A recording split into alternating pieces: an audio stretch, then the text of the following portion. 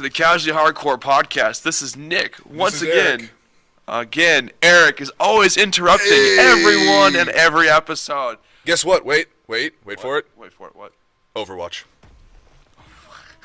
Well, New record. We do have a special guest with us today, Mr. Beefcake himself, the Brown Devil, Basant.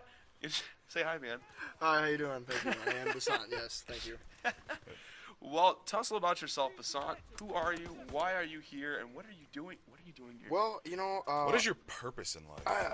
my purpose in life is, to just... It's a little deep for a first become question, one Eric. massive peck. Just like that's my goal in Want to be life. disproportional? Ooh, I just want to be one veiny mass of meat. So tell me, Basant, what about video games kind of gets you going, man? Like, why? Like, what's your favorite genre? Tell me a little about your background in terms of gaming, sir. Well, Tell our audience more about yourself, too, after. I think the first game I ever got was... Overwatch. It was NHL, like 08 or 07. Because my parents didn't let me get consoles or games ever. So where'd you get the Chell then from? My dad bought it for me at Christmas. It was fucking great. We'll beep it out already. Already on one beep today, guys. Already on one beep. It was We'll really awesome. It was really good time because my dad never got any of his kids anything like that ever before, and then from there it just went from sports games to sci-fi, and that's why I really love the new like sci-fi games that are coming out. Like love Destiny 2. It's like not as good, but like because there's too Tell me much how you feel, man, similarities. if you like it. No, I do like it a lot, but I think they could have done a lot more. I agree. As far as like a second game, because it just kind of feels like more of the same. It's like the same. It just feels like one extremely large like add-on. Gotcha. That And, makes like, sense. Your opinion? Yeah, but I still like it a lot. It's still really fun. But then I'm really excited for. Oh gosh, I forgot the name. It's coming out. It's pretty vague, man. Oh forgot yeah, the name I of the know. video game. Oh, Well, is it a big game or an indie game? it's a big game. Yeah, it's The the AAA? new Call of Duty game. Call of Duty World War II. World War II. Yeah. I Yes. don't know what. That's like super easy. I don't know why I forgot that. For anybody listening, he is the stereotypical dude, bro. He is the casual gamer. He is what makes us hardcore casual. Hey. Hey. I don't know. We can be pretty casual when we want. I totally agree. Unlike when I play Overwatch. He's like casually hardcore. He's casually hardcore.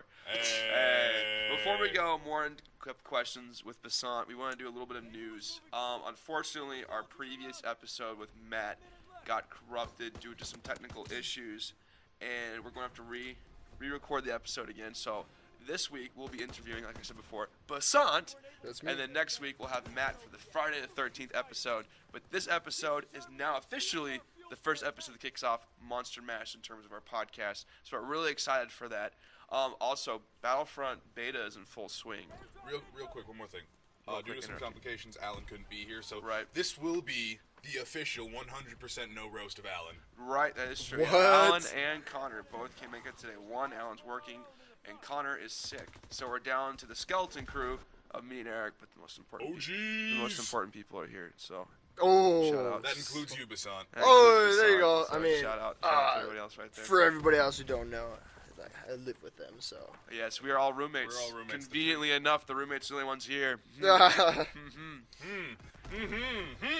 But for some status updates in that, our YouTube page has got a lot of Battlefront updates going out. We just published today a first gameplay of Galactic Assault on Naboo Theed. We'll be having gameplay of The Strike on Takodana. Is that what it's called? Takodana with I the should know these things. First Order versus the Resistance. And then we'll also have a full gameplay clip of the new and improved and totally revamped Galactic Space Assault with the Empire versus the Rebels. It is totally sweet, a ton of fun. And then I think next week as well we have a Gears episode for it's Gears of War 4's 1 year anniversary. And then I think we're also going to have something else kind of special on plan. And we just ordered today the PlayStation 4 camera. So stay tuned for the live stream of Scary Games. Yeah, and I was I've Basant might be a part of that if you want to. Oh, I'm so a part of that. Oh my He's god. definitely be a part of it. I hate him, but I love him. Yeah, and I dabbled a little bit in that Battlefront, and it is basically everything that I think we've all been waiting for. It got rid of everything bad about the last one, as far as I can tell. It really seems to go back to the roots of Battlefront. I totally agree. Basant, have you had a chance to play this yet or not? No, I haven't, but I watched you play last night, and it looks really awesome. You watched me play it last night. Dude, I sat on your couch and watched you What are play. you talking about? You were. No, I honestly. Care to give us a few things Sure, on on your it, mind yeah. as the person who has played the most? I have played the most. Oh, that's another thing too. Side chat. After I said earlier that our episode got corrupted, my Xbox hard reset itself, so I lost hours and hours of gameplay. So I'm having to go back and redo all my gameplay clips. He's So getting good at this. It's getting been good. It's been a long week to say the least. But kind of to give you some updates on that. Imagine from the first game, right, when you only had 4 planets and you had the very bare bones infrastructure with one kind of, one era that was Rebels versus Stormtroopers.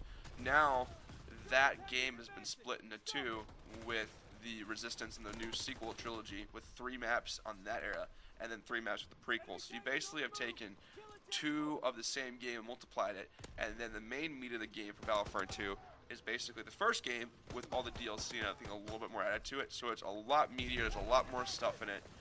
The specialization classes are really, really cool. The fact that you can honestly play as Super Battle Droids, Jet Troopers, the Death Troopers from the First Order, or not the First Order, Rogue One, correct me. And Rebels. And Rebels. It is super, super cool. And it kind of gives you more of a sense that when you select these characters now, you feel beefier. You feel like you have more of an impact on the battlefield than you did in the first game, where Emperor Palpatine and I think Commander Krennic had the bodyguard system. Leia did too with some generic Rebel soldiers. It's been amplified to what the specialization perk system is now. And to kind of go off of that too as well, the whole entire power-up system has been entirely revamped. So all those random power-ups that you got in the first game are entirely gone. They're replaced with this point system, and the point system is based on your skill level in terms of how many kills you get, how many assists you get, how many objectives you play, and the kill streaks as well. So And it really seems to highlight or spotlight the best players on the team. Yeah. As it's one of those rich get richer type deals, but it's also not impossible for, say you're having an off day, it's not impossible to get these power-ups and to be these heroes, but it's certainly rewarding. It's rewarding skill as opposed to like the pay-to-play kind of a thing where you buy the best gun, which gives you the best points. It's definitely more skill-based. Well, they have that too, unfortunately. But to your point, it's like the old school Call of Duties and kind of like the shooters from Gen 6, the OG Xbox, GameCube era to early 360 generation, where people were rewarded with more kill streaks and the best players got more kills. And now it's kind of flipped to a more of a casual of like it's going to hold everyone's hand, everyone's on the same par. With this, like to your point, the best players get the best stuff right away, and they keep getting the greatest stuff. Like last night, I got Darth Maul, and with Darth Maul, but at the same point, I mean, I'm getting Jedi, I'm getting tanks faster than most players are getting, which gives me a greater advantage to get more points and get more specializations. The only negative sound point is that there are microtransactions in this game, but the flip side. Well, but microtransactions, as we've said, they're not necessarily a bad thing. They can just be done poorly. Yeah, and we haven't, from the beta right now, I'm going to be very optimistic and try to take a more critical view on this because I'm so fanboying about this stuff right now. Like, it's me a too. Star Wars nerd's Absolutely. dream. Isn't that right, Basan? Definitely. Oh, dude, I got more pops, by the way. We'll talk about that later. Star Wars. I saw. Oh my gosh. He Oh can't escape the pops. Oh my So, lord. So They're Basan, called. just so you know, every single episode we try to get the number for how exactly much has Nick spent on all of those pops. Oh, I think I know. How much? Okay. So, Well, there's a receipt in the trash can from yesterday. okay. Just from briefly viewing your room yesterday, you have like 5 rows of 6. No. No? It's 4 rows of 8? 4 4 rows of rows 7? 8. 7. But I have 4 coming in for the next row. And he has stuff on his desk. And then I pre-ordered 3 more on top of those 4. And then I have ones on my desk. And then some I have are the one on limited my edition. desk at work. And it's getting out of hand. I'm running out of room. I need to. Hey, get it, you. If they're $20 a pop. Well, we'll dive into this real quick. Let's wrap up Battlefront Yeah. on the next subject. The final note on that is with the microtransactions, right away currently, they have no effect on the ultimate gameplay. Now, what we've seen so far in this loot system is very, very basic. You get points from, winning games, clean objectives, and you spend money on these crate system to get perks, essentially. The new star card system is where you get kind of your abilities now, and then you get upgraded. But on the flip side is RNG Jesus, this beta round has been terrible to me, and I have gotten absolute crap at this point. Watch when I get it. Yeah, and you're going to get a Halloween skin when Overwatch Halloween update launches on the 10th. Or is it the 10th? I believe it's the 10th, yes. But I can still find myself at the top of the leaderboards with lower tier perks currently, and I'm wanting to see if they'll tweak it or not. But my fear is as the game gets farther down the line and people play this game longer and longer and get more stuff, will new players not be able to compete? It's just kind of going back to when I was doing the Destiny 2 impressions. I didn't have Destiny 2 or had the beta footage recorded, so I was playing Destiny 1 to get some footage, and my Tier 1 guns just couldn't compete with Tier 3. The Year 3 stuff just could not. Oh, it's true. The light level differences between just Year 1 to Year 3 are insane. It's insane, and it makes me truly wonder if games, as they progress in these multiplayer states with these ever progressing year systems, will people that don't play it the entire way get left behind? And I really don't want to see that happen to such a casual game that is Battlefront, because it's acceptable, or it's easily playable by the entire audience that wants to play a Battlefront game. Yeah, it seems like a very, very accessible game. Yeah, yes, that's the word for accessible. And I think that gives me hope, because with something like Destiny, it seemed very specialized. It seemed like there was a lot that went into it, and Destiny was very hard to just pick up and dive right into. Right. It's true, yeah. You had to work. You had to play kind of the campaign. Yeah. Whereas Battlefront this time around seems so much more just intuitive. Of you can just hop right in. All the controls are pretty simple. Yeah. It's a pretty basic shooter, and then you can get more into it. So I think with that regard, I'm going to be hopeful. I agree. I think the final note on that, the improvement is, to your point, is it's still very accessible. You can pick up and play and drop it, but there's more meat and depth to the game. But if you play longer, you can get better, and you can be better than you could in the first game. Like, honestly, I could play hours and hours in the first game and still be as good as the guy that played 30 minutes ago. Yeah. For the first time. And that's where people got bored and dropped off, because no matter what, you're going to have some type of skill difference level for people to stay around, because people are naturally competitive in these multiplayer arenas, and they want to get, some edge or be better than most people playing because they play longer. And speaking of that, I have been playing a little bit more Destiny 2 thanks to the persuasion of our guest here to pick it up. The brown deity. The meaty persuasion. He's so buff. Yeah. Oh my Because god. he's so buff. Oh my god. He's flexing and it hurts. Oh my god. Oh my He's god. too beautiful. He's Yeah, too beautiful. let's lead into Destiny 2. But- You guys have both been playing it, so I want to hear both of your opinions, because mine's extremely negative, but I want to see your positive inputs So, on it. real quick, I was the guy who played Destiny 1 campaign and then just dropped right off because I couldn't find anyone to do raids with, and I felt it got very repetitive. I'm in the middle of the campaign for Destiny 2, and I'm already in love. I mean, it seems like it's very refreshing to me, because I'm getting more. You may disagree, but I'm getting more of a Borderlands vibe than a Halo vibe that I got from Destiny 1. Yeah. Is in the Borderlands vibe, you mean more of the loot system in terms of the guns? Yeah, well, more of just the loot system in general. I feel like there's a lot more smaller rewards, but that the rewards are also They're not bad rewards. they're not bad. Not So, like small the as- first game, correct me if I'm wrong, when I would play, I would have to grind several missions over and over and over to get that really low tier chance to get the weapon drop. Are you saying now it's easier to get Oh loot? no, it's guaranteed in some of the missions. Oh, so it's something Yes. that's guaranteed now. Yep. Yeah, so there's a lot more of that guarantee. There's a lot more of the, hey, you don't need to grind for the thing you're looking for. I know what you're talking about though. Hours just grinding just to get like purple like legendary weapon or armor class, but it was really in Destiny 2. I think they fixed that really well. Yeah, and something that they didn't have in Destiny 1 is that they have in Destiny 2 is, once again, halfway through the Destiny 2 campaign, and I already have 2 exotics They're given to you in the story. Oh, so you're given exotics? Yes, Yep. they're Oh, given to yep. you in Very the nice. story. They're like lower level, not as like flashy or awesome, but they're they still introduce you to the exotics. system and Yeah. they give you a leg up. Yep. Yes, Okay. definitely. And so the game does a lot better with, hey, basically rewarding you for doing what it wants you to do. Gotcha. But something else that I think is a lot better and a lot more, once again, accessible than it was in Destiny 1 is something that Basan has become quite proficient in, Crucible.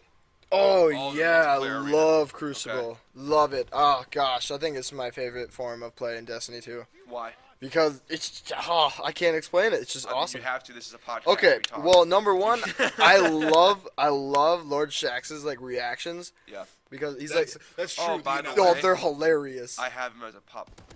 Oh, no way! Oh my gosh, I love it. He's the best. I know that there are like Our soundboard guy's going a little nuts over there. Our boy Michael is just like, what is this guy doing with his life? And to be honest, when I order a new one, I ask myself the same question. Yet it's just addictive. It literally, there's Reddit comments that say once you pop, there ain't going no back on the pops. Once you pop, you can't stop. Yeah, once you pop, you can't stop, baby. So, well, here's the thing. Just one last thing on this.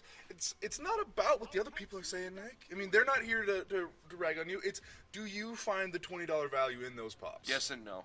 I feel trapped. I feel like they slave me to their will. Oh my I feel God. like I finally break free of the Funko chain, and then they announce stuff that I actually want. So, like, for instance, they announced a Blue Eyes White Dragon pop vinyl. what? Getting it. I honestly wanted to cry inside. Like, Blue Eyes White Dragon, man. Like, You can have your own Blue Eyes White Dragon. with the big eyes and the big. Oh, it's beautiful. Okay, yeah, but the final. I'll give you guys a price tag on the pops to kind of satisfy the people that are actually caring about this. I think it's more of my guests than anybody else, and mainline members.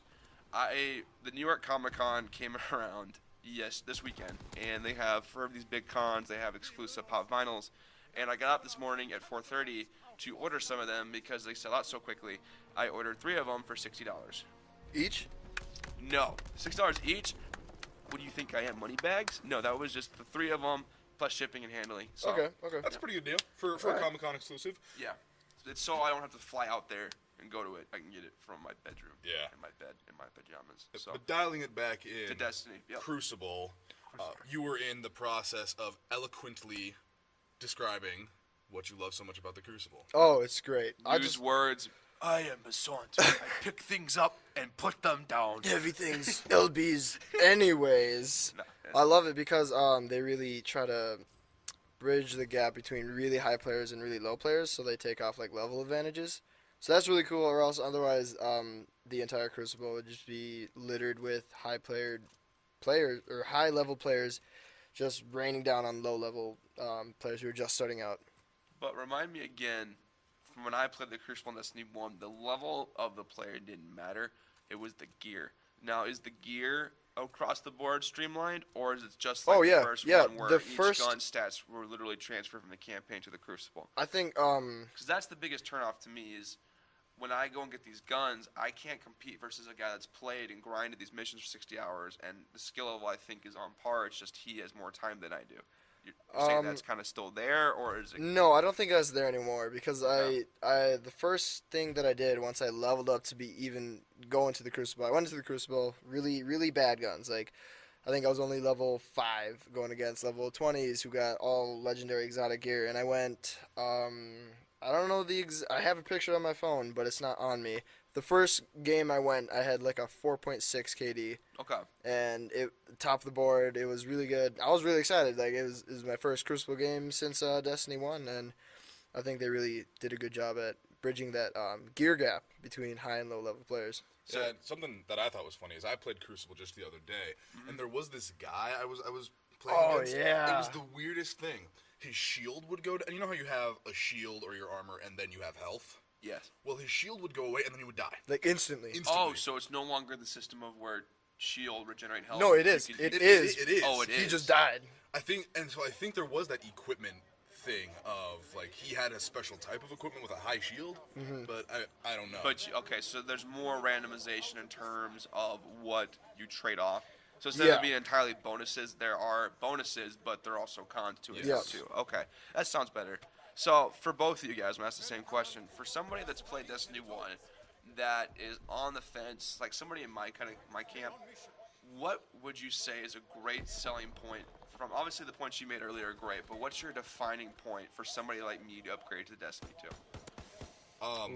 Might sound weird. I'm pretty sure I've used this term before, but the handling. The game just feels good.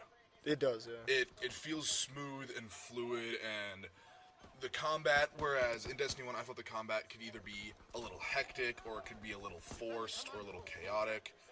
This one feels smooth. Like, it really rewards you for knowing your surroundings, setting up a plan before a strike, and then getting it. Because there's a lot of situations I have found, especially in the campaign, where it's obvious there's this big open area with a few like ledges you can get onto and some cover, and so it's like as soon as you step in the center, enemies are going to show up.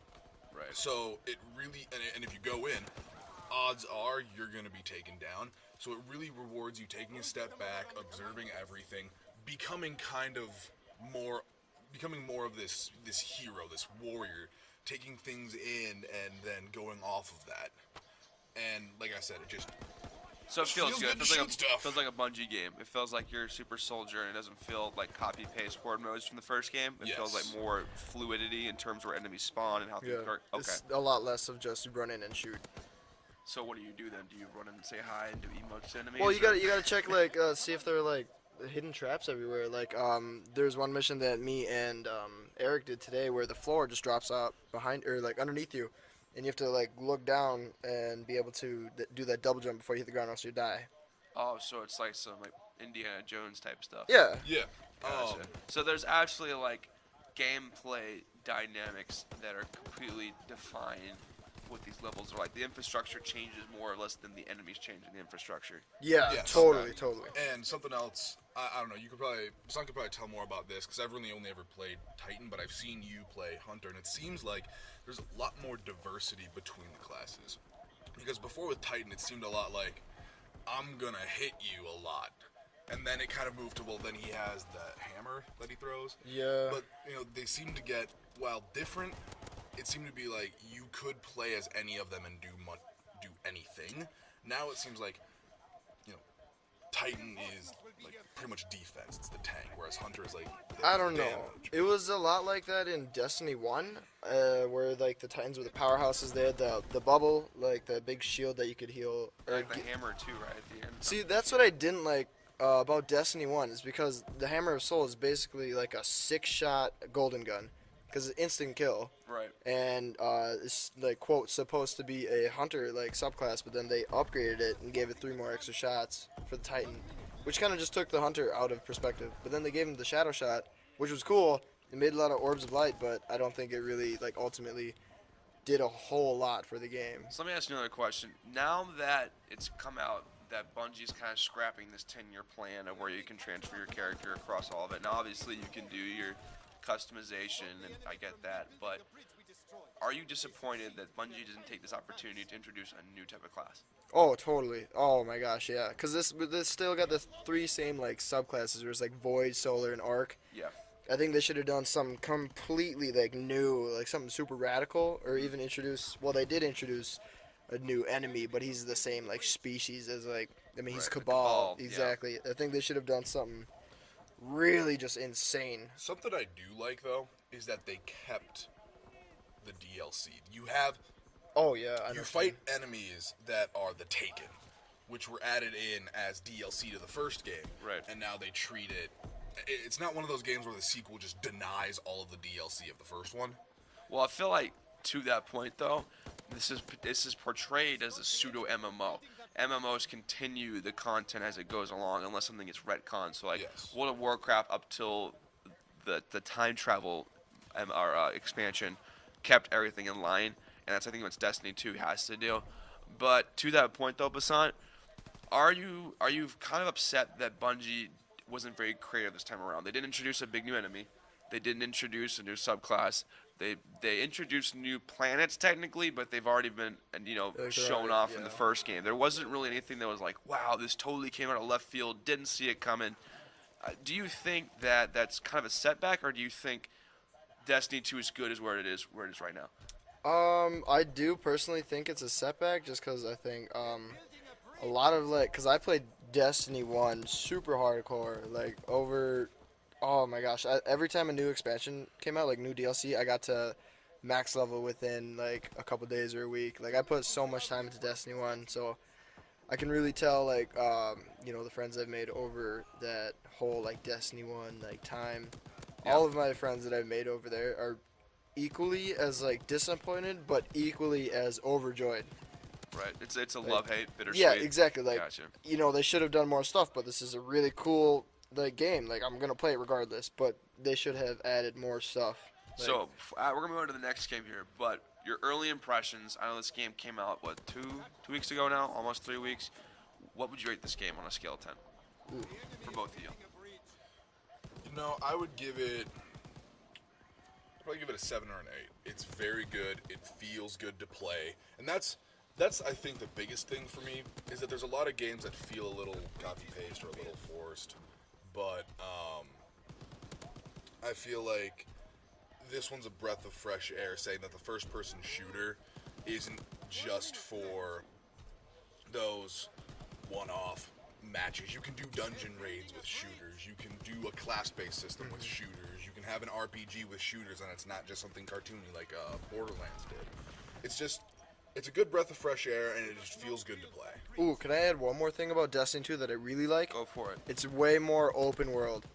It's not as linear missions anymore. It's No, more like open. you can like choose which ones you want to do. Well, you could in the last one, but it's much more like free, I suppose. And I feel like there's much more options for the open Exactly. Yeah, missions. that's what I really like. But like- overall, 7.5, 8.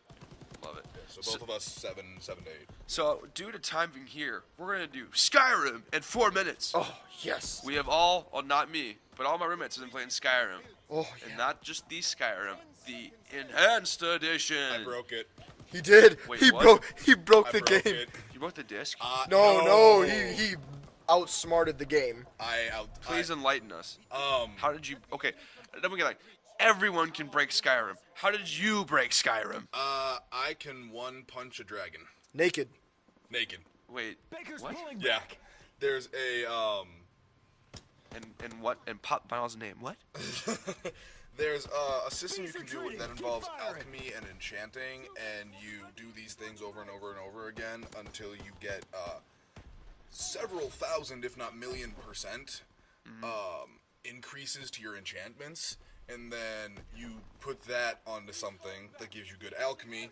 You create something that increases your alchemy by several thousand%, make a potion of enchanting, drink it, enchant it, and suddenly you have, like I do, a ring that allows you to do plus 30,000 damage So this is a glitch. unarmed. It's not. It's No, in the game. it's in the game. It's in the game.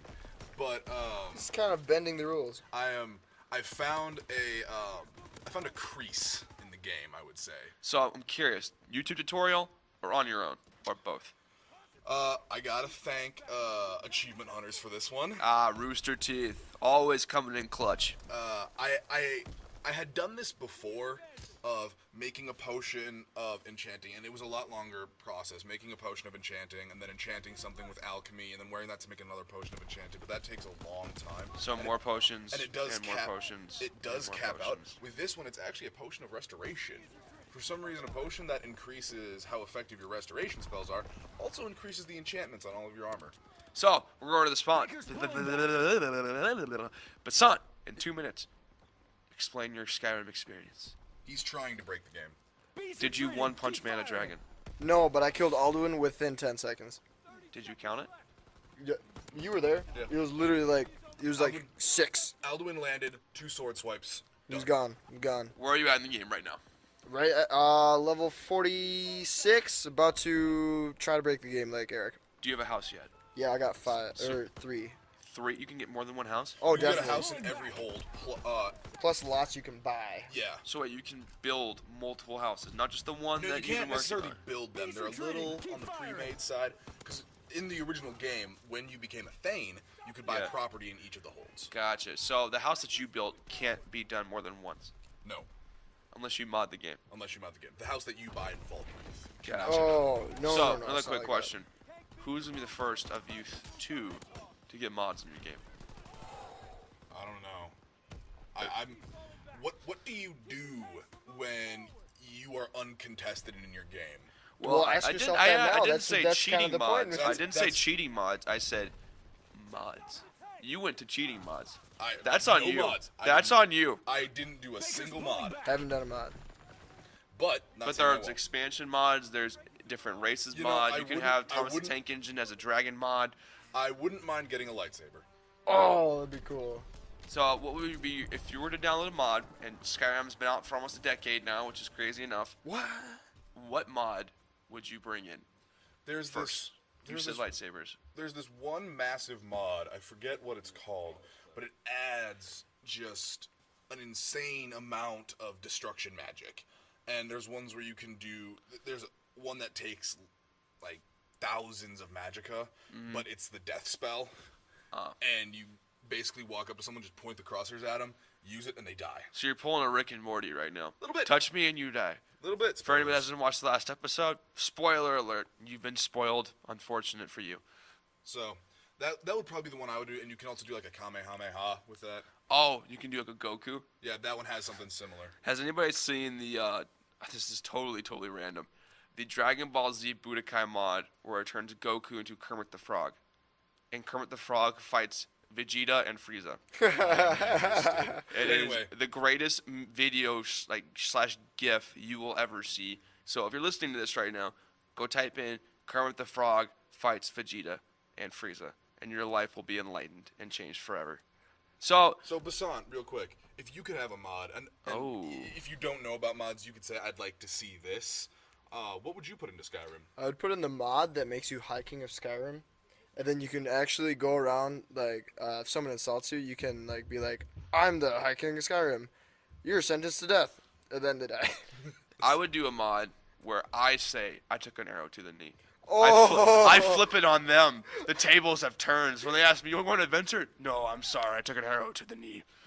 That's good. That's a good one. That's a good one. Game is over. I beat the game because I can't do anything, which means I'm no longer Dova King. I'm just a regular dude with an arrow in his knee. By the way, I do think it's really funny.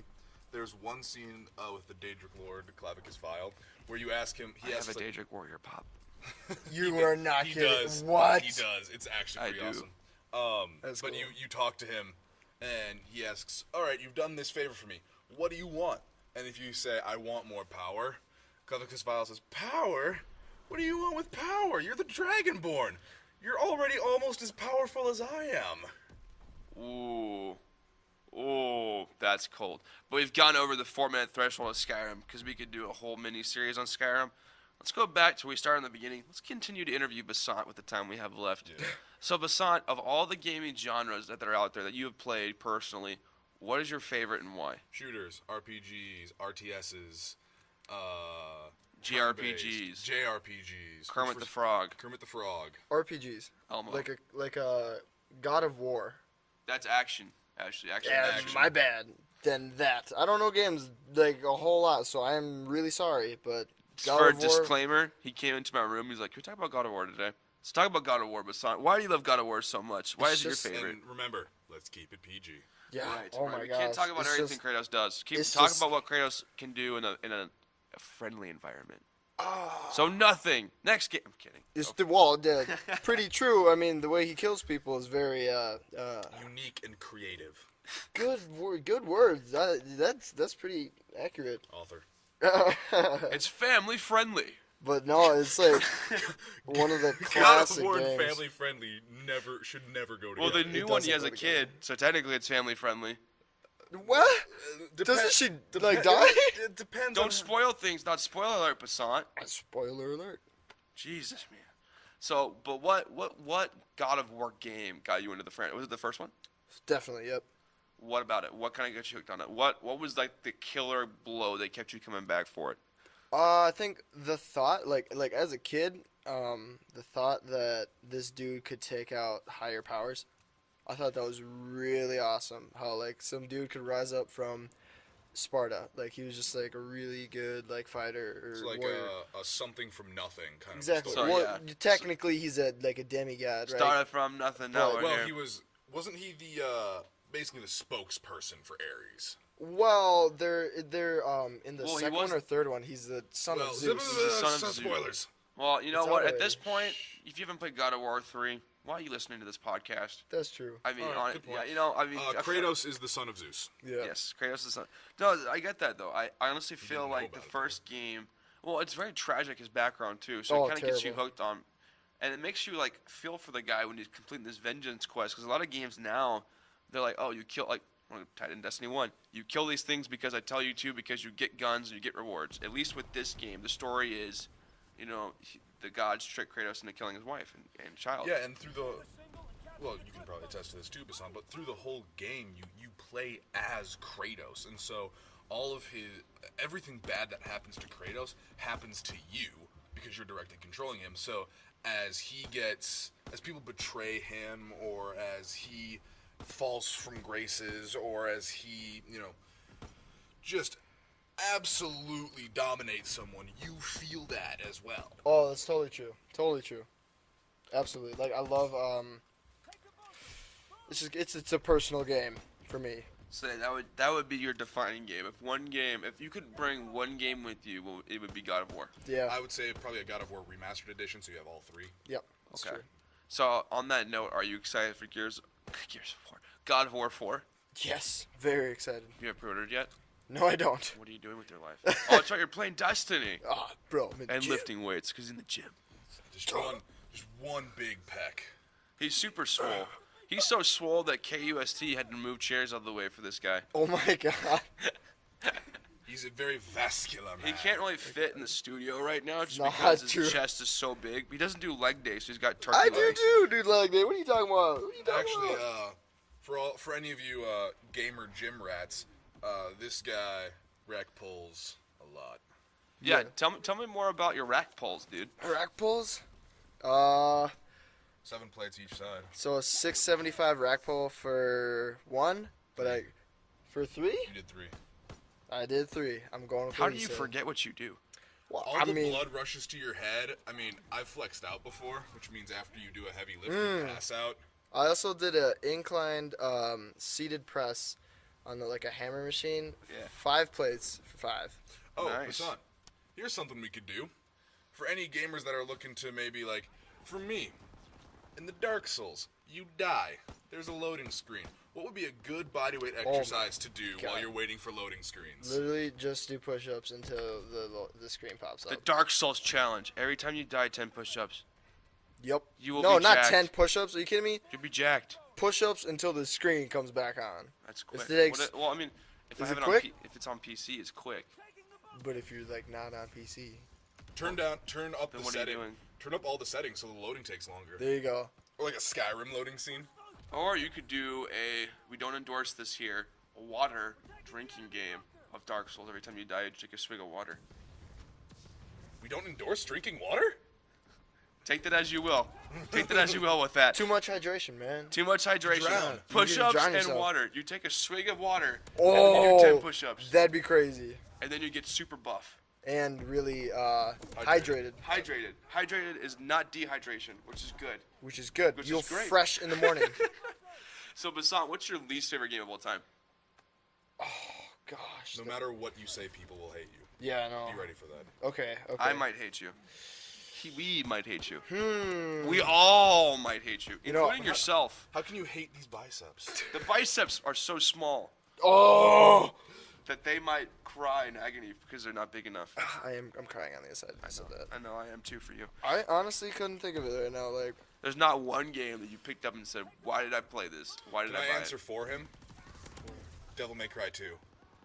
I've never played that. Eric, your obsession with a non-canonized game is uncalled for. That's how bad it is. It is so bad they had to remove it from canon. Well, we'll put a little plug in here. If anyone wants to listen to this rant, that was beautiful, beautiful. Go to season 1 and just watch all the episodes until you figure out which one it is. Should I just do a gamer rant? Just 10 minutes on ranting about my least favorite games? You know, honestly, I'd love for you to come into my studio and just rant for 10 minutes, which is my desk in my room, and just rant, and then we'll call it the rant series In our apartment.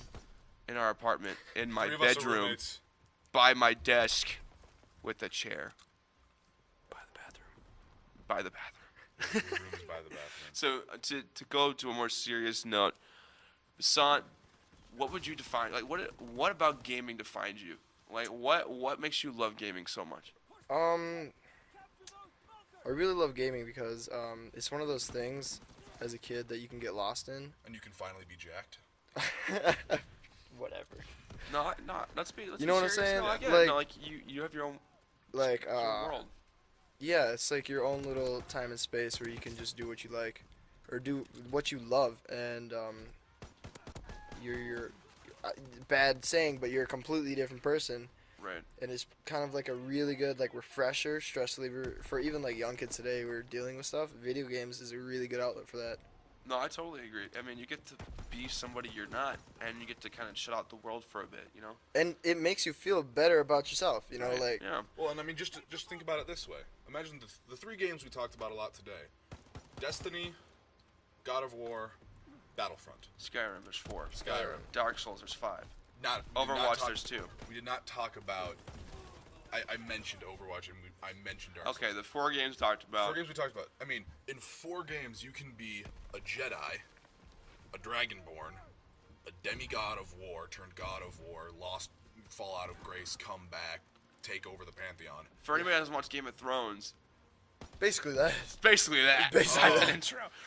And a guardian of Earth and humanity. I mean, 4 games and you can be 4 totally different people, all with crazy abilities. And amazing stories. Yes, and that's something else.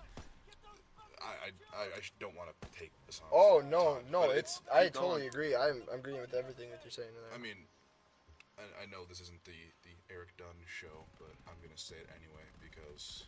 Did he really just say the Eric Dunn show?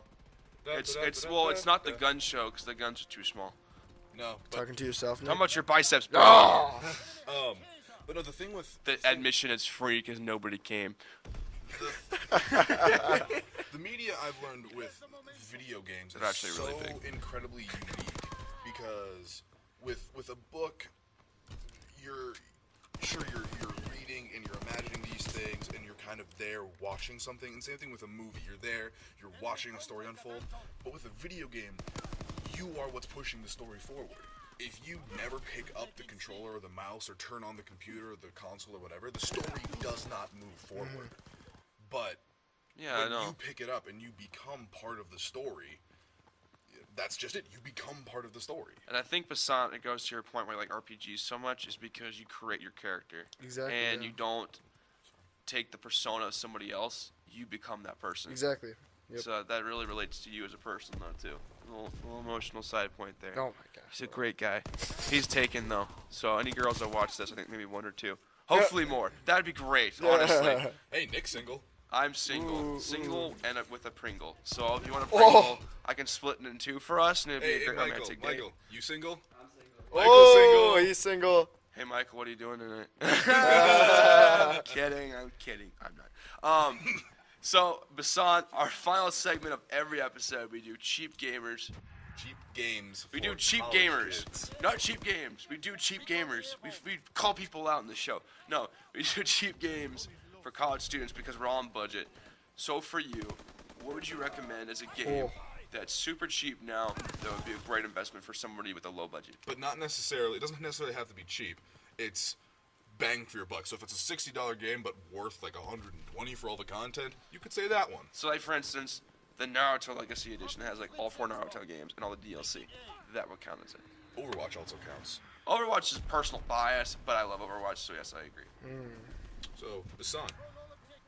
You brown thing. Spicy boy. Yeah. Spicy boy. I'm just a little burnt. You're You're a little toasty. just the right amount, I think. The right amount of toast. It's like that perfect marshmallow. It's like Marshmallow.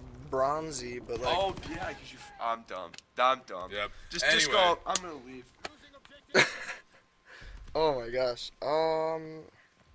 Toasty marshmallow. Jesus. Rocket League.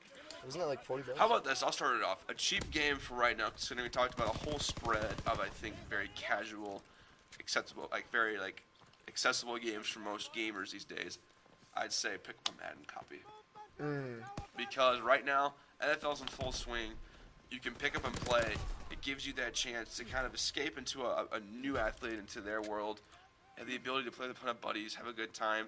And Madden 17 is free with EA access on Xbox, or it's like $15. Because it'll be $15 tomorrow at Best Buy. I made the deal of the day tweet. Go out there and buy it. Legitimize what I do. No, That was good. and I would say, I'd probably say Destiny 2. Ooh, okay. In this section, Eric has continuously been the pricey one of the group. Well, I'll be honest, I don't play very many indie games, and I don't watch Indie games. the small indie games that are only like $20. Right. True. I don't really play a whole lot of those, unfortunately. What about Undertale? Love Undertale. I should recommend Undertale. They recommend Undertale. It's a good game. All right, go for Undertale. So Madden 17 and Undertale. Hassan, what's your one gonna be? Rocket League. Yes, that Oh, is a great it's so game. good. It's Oh. just a blast. And then on to tie into Halloween, their Halloween event comes out in 2 weeks. So if you get Rocket League now, you have the ability to enter their Halloween event and get a ton of last year's items. And at the same time, 2 new cars from the Fast and the Furious Chargers DLC. The 69 Skyline, 70 Dodge, or the 1970 Charger RT. But the best game is Overwatch. But the best game is Overwatch. And I swear, final note again, if Eric gets the new skins and I don't, something's gonna break.